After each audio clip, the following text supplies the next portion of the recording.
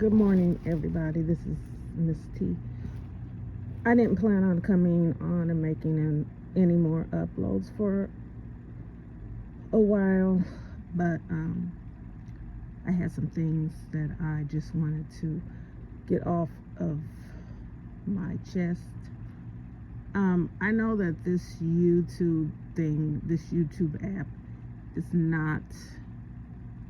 It's a world within inside the world, but it's just a little bit of what the world thinks and how the world acts.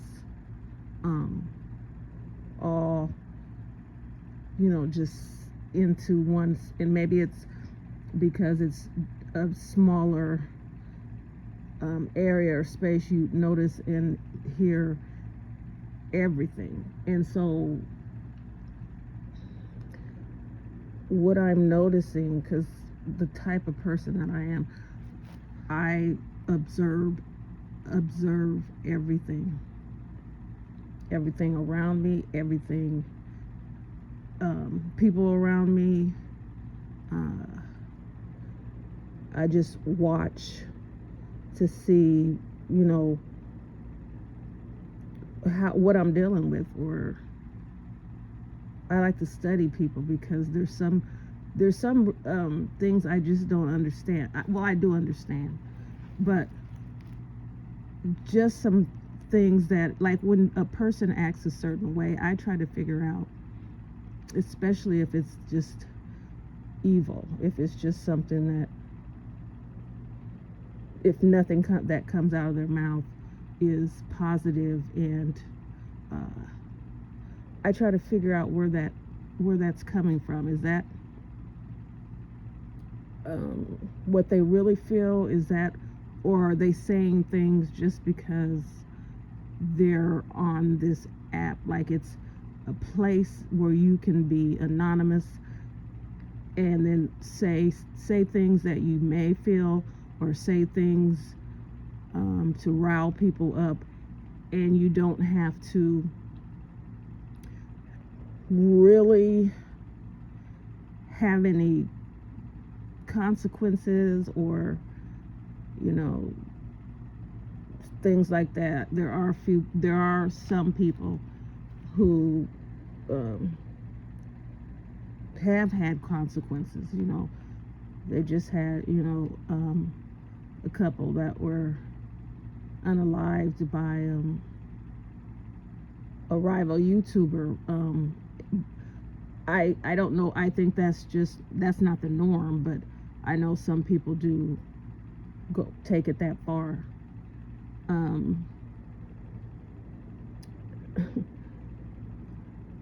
But it just seems like I haven't really been in a group full, because we have our people in a group, everybody's in a group, and they call it sectors. And I'm not trying to be funny. I don't have social media. I have IG, which has nothing on it. I do not have anything else but YouTube. And my soul, I came on here by mistake. I mean, I found chats by mistake, like I think everybody else did. But I thought it was a good way to get information out, and but I have ventured off into chats, and some of them I met a lot of wonderful people who I feel are friends, not in a way where I just think that if they were in my life, or if I've met them, they would be my friends. Then there's just other people I listen to, and then I feel like they're coming from, I think, and this is probably going to be a controversial upload, and people probably won't like some of the things I say or whatever, but this is just my observation. I'm not saying that anything that I'm saying is true. I'm this is just what I observe.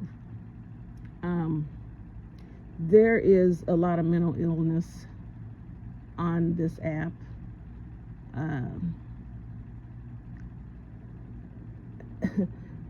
And a lot of other things. People can come on here to live out what they really want to be like in their real life, and they might come on here and act totally different than they do, in their real life. Some people are on here to give you a show because they're making money. Yeah, that's absolutely true. So they change their personality to fit what most people on here want to see, and that's drama and fighting and arguing, and that's fine, because like I said, if I do not want to be in a chat, you can't really say, you guys, it's, because don't be in the chat. Don't, if they're arguing and screaming at one another and you don't want to hear that, or you don't want to see it, and don't be in that chat. You're in a chat that put women down and call them bees throughout the chat, and there's a lot of those. Don't be in the chat. I've learned that women have accepted that word, because before, when I first came on here, didn't know the rules, didn't know whatever, and so I used to get into it with a lot of men over words and things that they say, and then I realized why am I doing that? Because the women accept it. So I stopped doing that. If I go on the chat and that's what they're saying, I don't want to hear it anymore or whatever, I just leave the chat. I have my own platform. If I want to come on here and vent or talk about, if I want to retaliate against somebody, I can come on here. If I want to, which I wouldn't, but if I did want to, I have a platform for that. But overall, I think some people are just misunderstood. But I do believe that there is mental illness on here.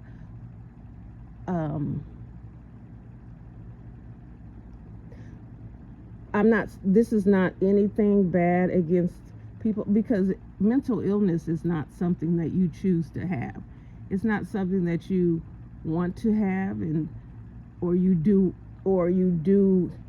anything to make it come on, or because I suffer from depression and a little bit of things, and it's just sometimes happens when you're dealing with life and you're stretching yourself or you're pushing yourself to the limit, and you have no reprieve, you don't have any out, or you don't see any out, and then life just all of a sudden takes over, and you're just tired. And so it's not a bad thing. It's only a bad thing if you can't recognize and you don't get help.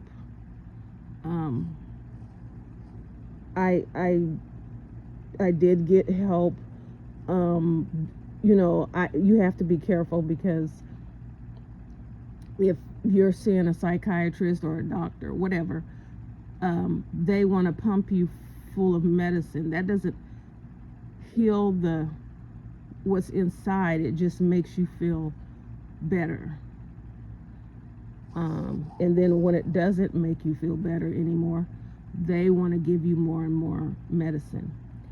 And also, when you're going to a therapist and you're talking, you have to remember the therapist is there to be on your side. it's very rare. There are some therapists who will tell you like it is, but some therapists will make you feel like, will coddle you.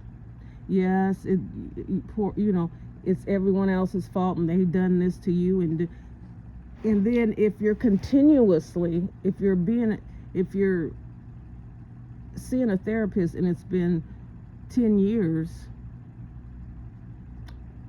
what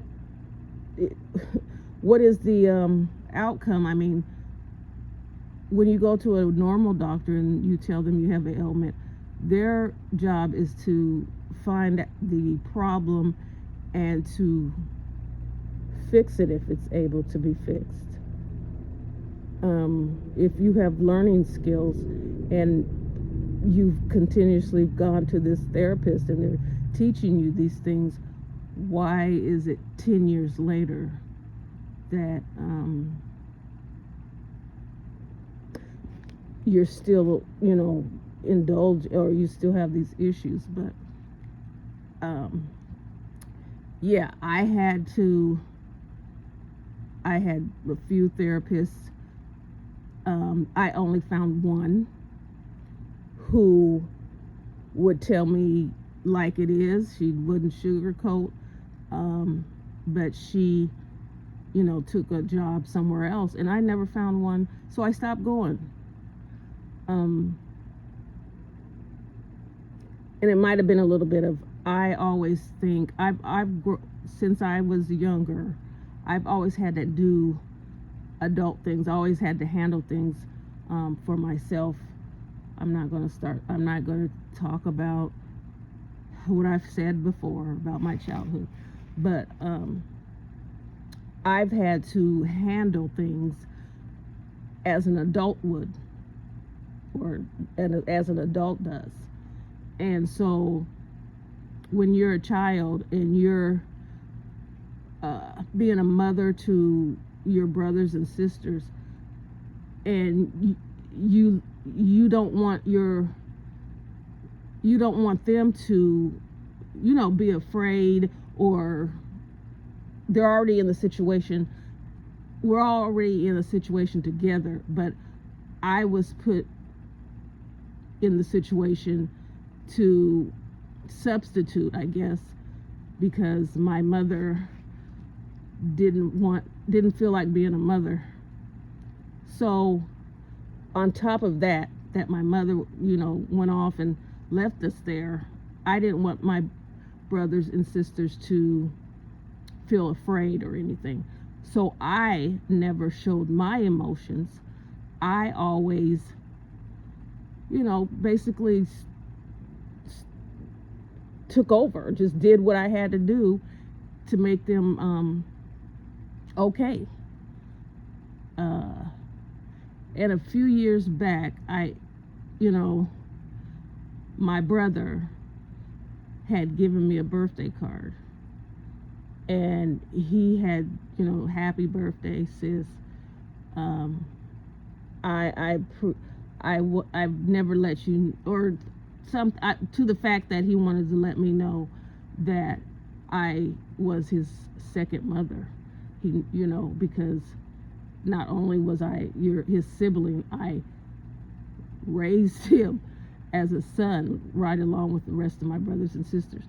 And that wasn't just, sitting there and taking care of, watching over him until my mom came back. I kept the house clean. I cooked. I made sure they went to school. Whatever it was, I did. I had to be the one to protect the house. I couldn't, not let people in, or strangers or whatever. So all that was my job, and it was a good thing to me in some ways, but it also was a bad thing, of course, because my childhood, I never had a childhood. It hardened me towards people. It hardened me towards men. So, but God's has put me into my new space, and he allowed me to forget some of those things and to focus on him. And it's totally different now. I don't have to be hard. I don't have to worry about if there's enough food for everybody. How am I going to make it stretch? Or, so at 10, 12, 11 to 13 years old. But so I'm just praising him for keeping me, or bringing me to this point. And so when I say mental illness, I am not saying anything bad. Like I said, you have to sit back and observe, because people look at people and think, oh, they, they're arrogant, or they think they're better than everyone else, or they whatever. But you don't know the background. You're not looking at, you don't know what pushed, or what makes people the way that they are, or how they got to that point. And I'm, like I said, I uplift Black women. I love my people as a whole, but because I am a Black woman, I focus on my sisters, because it seems like to me they're the ones in the most danger, the most put down, the most neglected, the most unprotected, the most everything in the world. They're at the bottom, and they're getting it from both sides. Their people, other people. Although I do and even maybe it's just in different places, when you live in different cities or whatever, it might be different. Where I'm from, we have nothing but women bosses, Black women bosses. I mean, that's just how it is here. The ratio we have so many Black women that own their own businesses here. It's just the norm. We see it, and it's not like, we get excited because that's what they do. That's what we do here. We strive to be better, or we strive to go for our dreams or whatever. And so it's normal for us to see, Black women doing their thing. I don't know, maybe that is not the norm in other places. So when people see a Black woman, doing her thing or being a boss, they really praise that person, because they don't know that, because it's not normal maybe to them where they live. So I have to think of those things. But success is not just material things. Success is not, what kind of house you have, what kind of car you drive. Success is what kind of person are you. I know a lot of people that have come a long way and have done things that people didn't think they were going to be able to do. And so they're like, I made it, and I had to get it out the mud, and you get it out the mud. I don't care, like, I made it, and I'm not going to share my secret to you, because I don't want to see you make it. I had to make it. You figure out how you're going to make it. That's the mentality. I feel if somebody makes it, we all made it.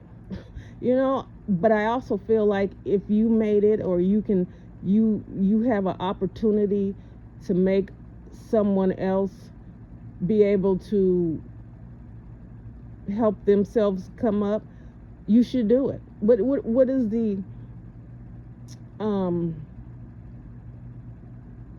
what is the purpose of you making it by yourself and you're up here and you're making it, and is it because you want to feel powerful and look down on other people? Some people are like that. I mean, maybe that is true, but the way I look at it is we were the plan was to keep us down, for us to never come up, just to be whatever they wanted us to be. Their plans got rearranged because of certain situations, and so now black people have the ability to do what they want to do.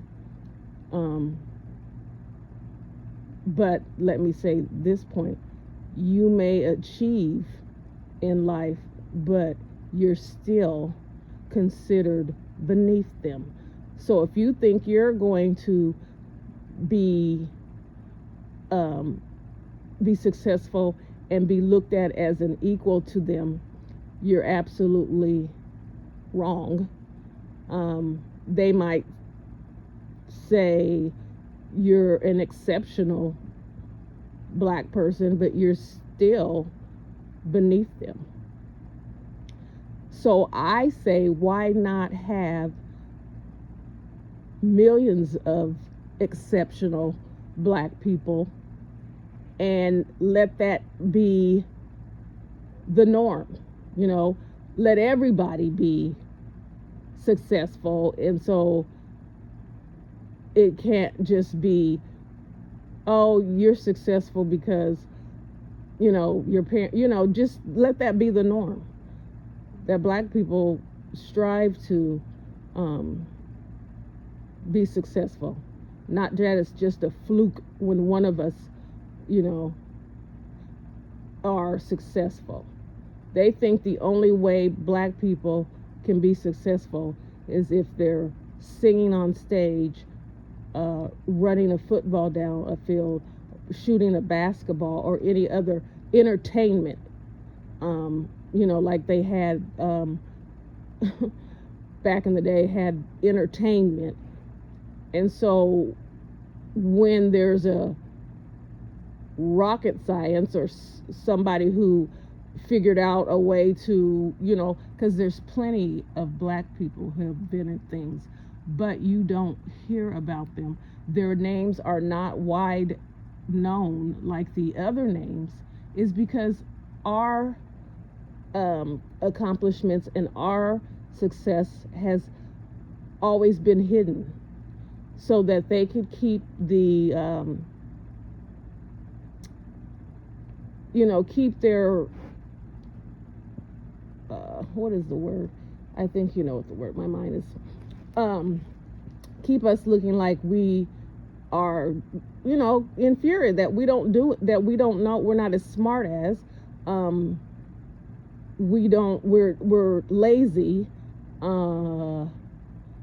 we're this and we're that. So in order to keep that the message, you have to erase the truth. And we're not going to know the truth. Well, you're not going to know the truth if you don't go and search for the truth. You don't even have to, I believe everybody should read their history, read their Bible, and get a better understanding. And they should make their children aware. A child who feels inferior from the beginning is deemed to fail if they don't believe that they can achieve, or that they can learn, or they're smart as their classmates. Get your kids prepared early, because when this is just normal. It's just not, these things are normal, and we just accept them as being normal. Your child will go to school. They have to have a certain amount of kids that they deem as what is the word? Special needs, and they get funding for this. So if your child goes to school and they're in kindergarten and they don't know their ABCs or miss a few, they're going to deem them a little bit slower, where it might have just been that their parents did not teach them their ABCs and did not teach them their numbers and did not, and that's just how it is, and they're going to sugarcoat it. Get your child prepared, because they're going to have to work harder than the other children. It's not fair, it's not right, but that is the facts. Or they will try to label your child as slow, and this will follow them throughout their whole while they're in school. So that put a damper, what college is going, what college is going to look at a person who has something in their information that says that they're slow or they're disabled or they're learning disabled. So yeah, and I suggest that they're going to tell you, because they want you to put your kid on an IEP and say they're going to give them all this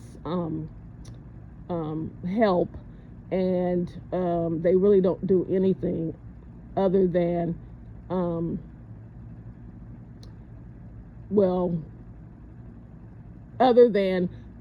push them through school. And so if we want to have change things, we have to all be on one page and want to make everyone's life, or make every change in someone's life. We need to stop this crabs in the barrel, and I hate that saying, but it's true. We need to stop that. Let's keep women, make them feel low, so that so we can have control over them. It's a mind game. It's not, if someone tells you over and over and over and over and over again that you're this worthless, you're a whore, you're a B, you're a this, that, and that, and this, you're gonna start not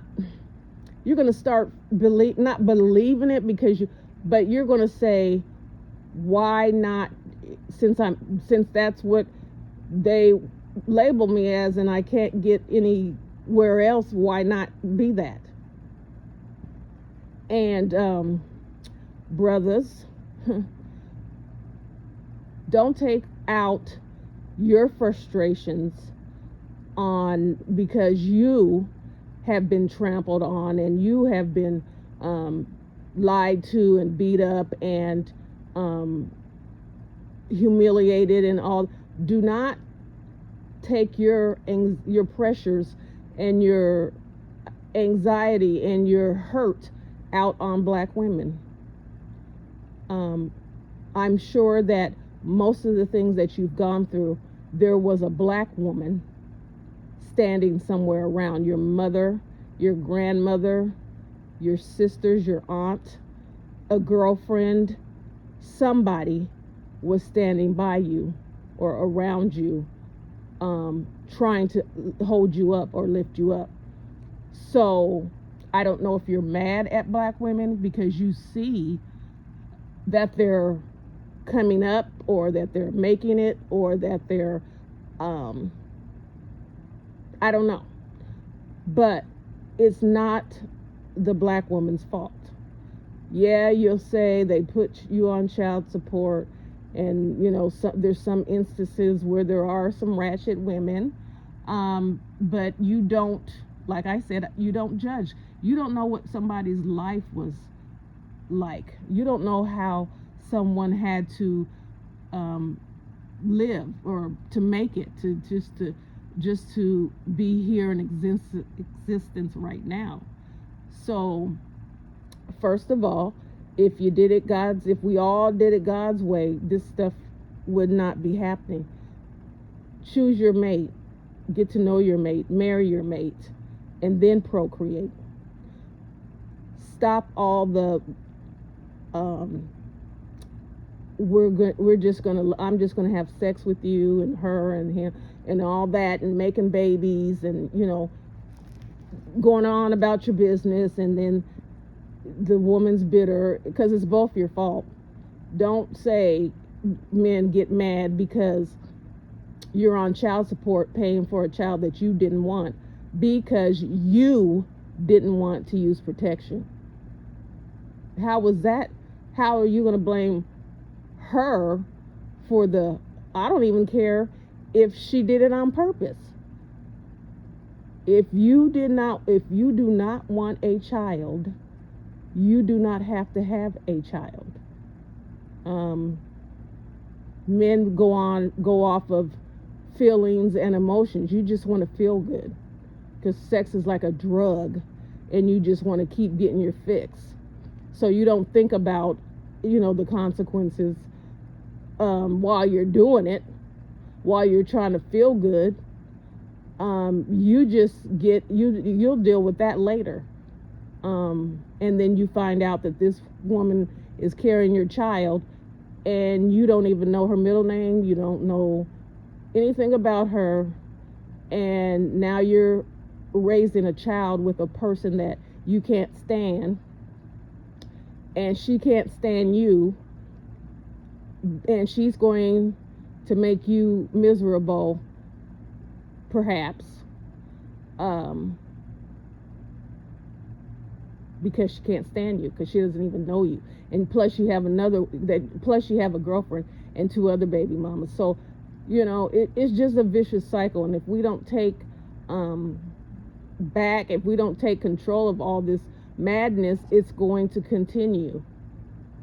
Just because you're in a situation doesn't mean you have to continue that you can't rise above it, that you can't make a change, do something different. My son's father was I'm not even going to, but I had to focus on my son. So if it came around and it was his birthday, what would be the issue if I felt what would be the issue, because it's my son, to give him a present that says from his dad, even if it wasn't, it's just because it's about your child. It's not about you and him. You guys made you made the choice to do something that you shouldn't have done, because we weren't married, we were dating. I seen the signs, and I continued anyways. So I owed my son something better. So to focus on him, because I remember he's 16, but I remember when he was very, very intelligent, when he was younger, and he asked me when he was about 9 or 8 or something like that, he asked me, why did his dad leave us? And at first I didn't know what to say, because he actually didn't leave us. I left him, but I left him because he was not going to bring anything to his life.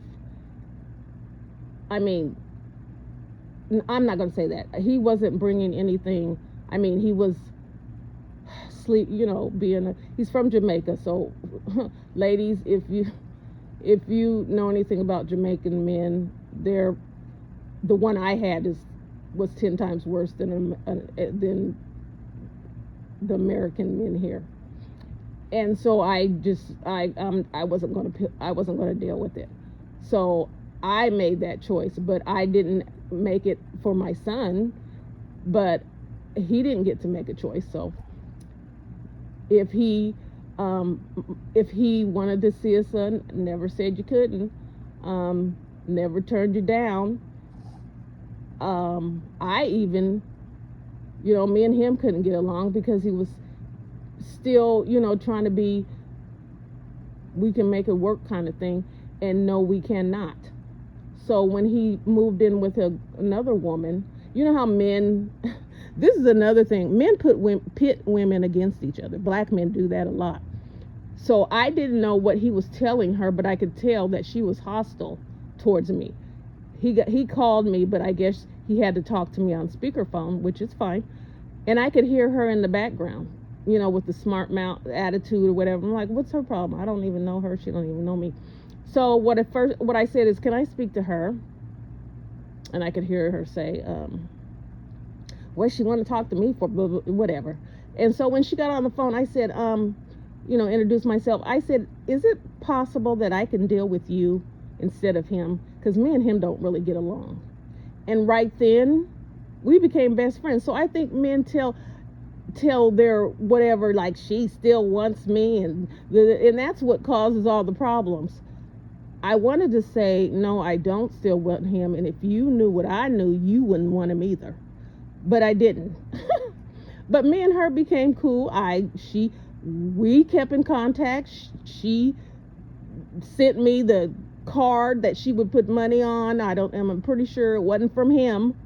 And the joke that I had with him is she broke up with him. And when he called and told me, I yelled at him and told him to get over there and apologize for whatever you did, But that was just a joke. I'm pretty sure it was a good reason. But I'm not going to talk about him because he passed away. Yeah. So we just need to be mindful. We need to think of our lives as a book. Maybe it started out in a bad place, and then the journey, it got better, and then at the end you get to ride off into the sunset. And you're not in this world alone. So wouldn't it be wonderful if you had everybody around you doing wonderful? We have Black doctor. We just need to understand, I don't care what you've done in life. I don't care how high you get. They still don't like you.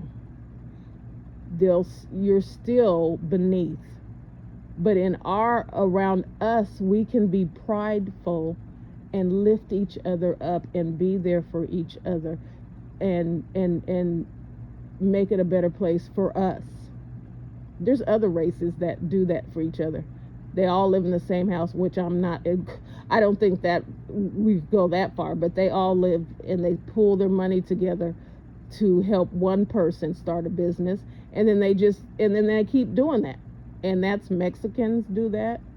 And that's here. I don't know if that's what Africans do here, but I know they have a lot of business, a lot of restaurants here. It's only blacks that just, step on each other. So we can learn from other races that they're care enough about their people that they're going to help them build a life. They know they came over here and they're not really accepted or wanted like that, so they're going to stick together and make sure that everyone has a better life. And that's of all races, that's what we should be doing. And like I said, I don't know what happens in other places, because like I said, even though we're in the United States, it's like every state or every different is like being in a different world or a different country. everybody doesn't do the same. Everybody doesn't act the same. Everybody doesn't learn the same. School systems are different. Normal things that would be in one state is not the norm in other states. So I don't know why that system is in place. I don't really know how the government works and how, the different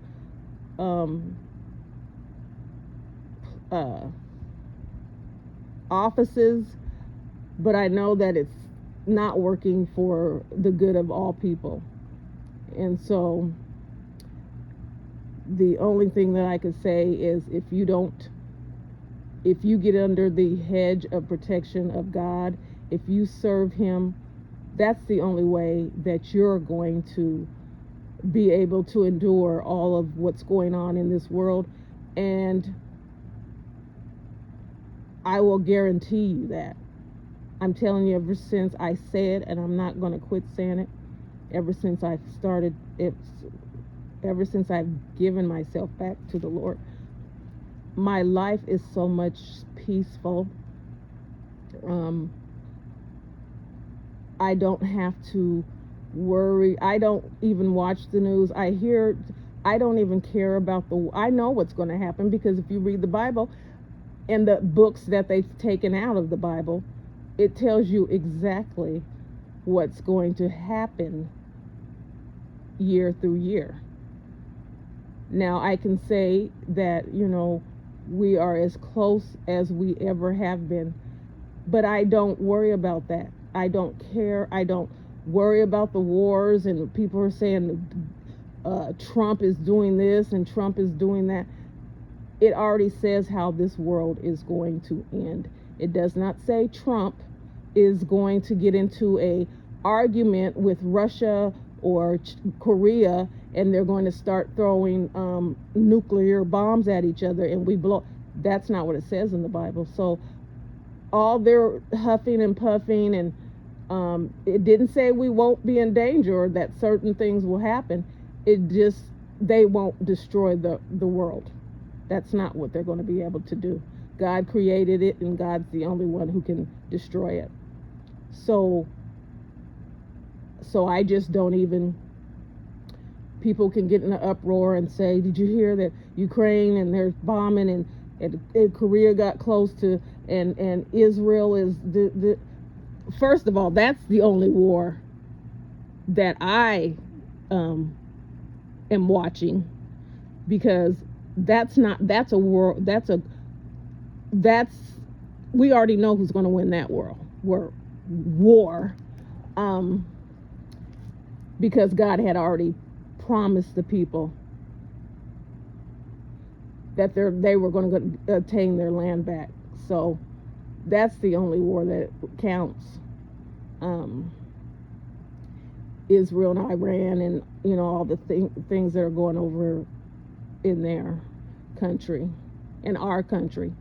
I'm going to end. I just had some things I wanted to rant about. I think there's a lot of good people on here giving out good information. I think there's some people on here that are misunderstood. I think there's some people on here searching for something. And then I think there's people on here who are just evil. That's just how it goes. Just like the world outside. But I don't, I pray for everyone. I just look at people, and you can just sometimes hear the pain or see the pain or see where they came from. You can recognize that because you've been there yourself. So I just pray for people that they can get some peace and some calm in the storm. But I can't press enough. No one can help you but God. Not a therapist, not a bottle of liquor, not a drug, not sex, not food, not shopping, not weed, not anything can help you but God. So I pray that, you just sometimes just maybe pick up the Bible and read a little bit of it. You don't have to, and sometimes when you pick it up and just read a little bit of it, you're not going to put it down, but or even just say a little prayer. If you don't know how, if you were never taught to pray, ask God to teach you. Just talk to him. He already knows what you need. Just talk to him. Look at other people as yourself, looking like you're looking in the mirror, because by the grace of God, therefore go I. You could be in anybody's situation. You could be that person laying on the sidewalk. You could be that person that is on drugs, and you could be that person that that could have been you. But for the grace of God, it's not. So I hope everyone has a good week. I guess my little vacation is over. I was going to start uploading again in the fall or whatever, but God chooses what I do. So he says, yeah, your vacation is over. So until next time.